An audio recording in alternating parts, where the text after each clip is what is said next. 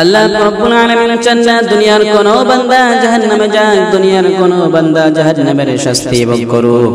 আল্লাহ রাব্বুল আলামিন চান দুনিয়ার সমস্ত বান্দা জান্নাত চলে যাক, জান্নাতের শান্তি উপভোগ করুক। তিনি চান না দুনিয়ার কোন বান্দা জাহান্নামে যাক এবং কোন বান্দা জাহান্নামের শাস্তি ভোগ করুক। আল্লাহ রাব্বুল আলামিন তো চান দুনিয়ার সমস্ত বান্দা জান্নাত চলে যাক এবং জান্নাতি আরাম আয়েশ ভোগ করুক। আল্লাহ রাব্বুল আলামিন বান্দাকে কত ভালোবাসেন। আল্লাহ রাব্বুল আলামিন ভালোবাসাকে 100 ভাগে ভাগ করলেন। এক ভাগ দুনিয়ার বুকে পাঠালেন, 99 ভাগ তিনি নিজের কাছে রেখে দিলেন।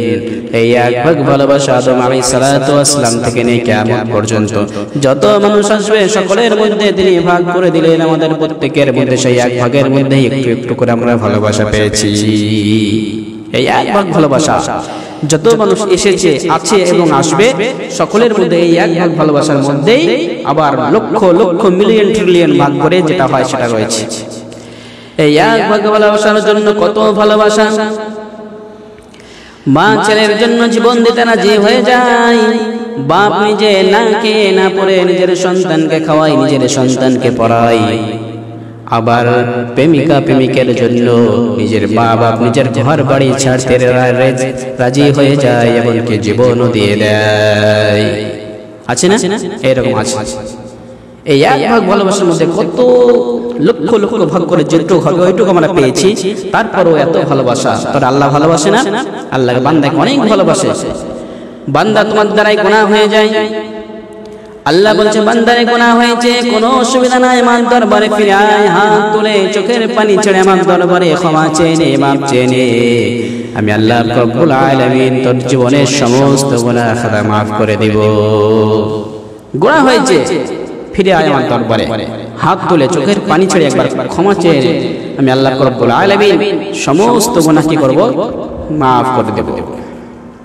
আল্লাহ রাব্বুল আলামিন মুসা আলাইহিস সালামকে একদিন বলছেন, ও মুসা, অমুক জঙ্গলে যাও, ওখানে আমার একজন প্রিয় বান্দা ইন্তেকাল করেছে, গিয়ে তার দাফন কাফনের ব্যবস্থা করো। মুসা আলাইহিস সালাম তার সাথীর সঙ্গে নিয়ে সেই জঙ্গলে গেলেন। জঙ্গলে গিয়ে দেখলেন একজন ইন্তেকাল করেছে, একজন ইন্তেকাল করে পড়ে আছে। মুসা আলাইহিস সালামের সাথীর সঙ্গীরা দেখলো এই তো সেই ব্যক্তি, সেই মদখোর, তাদের গ্রামের সব থেকে মাতাল, যাকে তারা গ্রাম ছাড়া করেছিল। তার সাথে সঙ্গে তাকে চিনে ফেললো, যে ইন্তেকাল করেছে তাকে কি করলো? চিনে ফেললো। তারা বললো এই তো মদখোর, আমাদের গ্রামের সবচেয়ে খারাপ ব্যক্তি, এমন কোনো খারাপ কাজ নাই সে করেনি, এই জন্য তো আমরা ওকে গ্রাম ছাড়া করেছি। এ আবার আল্লাহর কবে থেকে প্রিয় বান্দা হলো, আমরা এই দাফন কাফন করব না।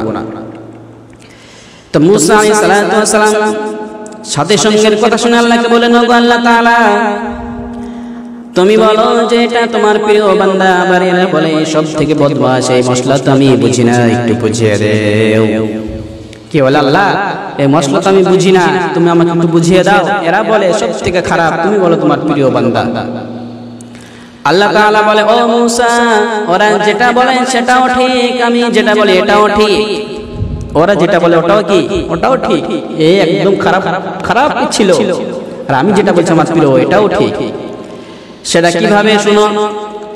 গ্রাম থেকে যখন একে বের করে দেয়া হয়, গ্রাম থেকে চলে আসার পরে জঙ্গলে যখন আসে, ওর খাবার নাই, কিচ্ছু নেই, মৃত্যুর জন্য অপেক্ষা করে। সামনে এদিকে চেয়ে দেখে কেউ নাই, পিছনে চেয়ে দেখে কেউ নাই, উপরে চেয়ে দেখে কেউ নাই, পাশে চেয়ে দেখে কেউ নাই, তার সাহায্য করার কেউ নাই। মৃত্যুর অপেক্ষা করা ছাড়া তার কোনো আর রাস্তা নাই।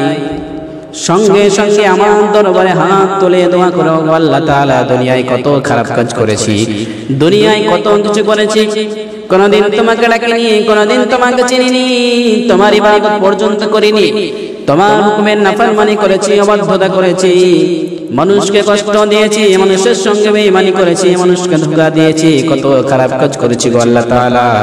কিন্তু আজকে আমি মৃত্যুশয্যায়, আমার সঙ্গে কেউ নাই, আমার কেউ সাথ দেয় না। আমি বুঝে গিয়েছি তুমি ছাড়া আমার কেউ নাই। আল্লাহ গো, তুমি যদি মাফ না করো আমি বড়ই ফেঁসে যাব, তুমি আমাকে মাফ করে দাও। হাত তুলে যখন আমার কাছে চাইলো, আল্লাহ তুমি আমাকে মাফ করে দাও, আমি বুঝে গেছি তুমি ছাড়া আমার কেউ নাই।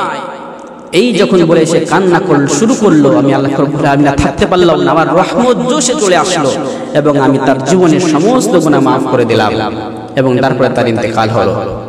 তো মূসা আলাইহিস সালাম যখন তার সাথে সঙ্গীদের বুঝিয়ে বললেন, সকলেই মিলে তার দাফন কাফন করলো এবং তার জানাজা পড়ে তাকে মাটি দেওয়া হলো।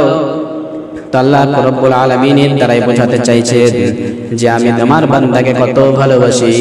বান্দা গুনাহ হয়েছে, তুমি আমার দরবারে ফিরে এসো, আমার দরবারে ক্ষমা চাও, আমি আল্লাহ রাব্বুল আলামিন তোমাদের জীবনের সমস্ত গুনাহ খাতা মাফ করে দিব।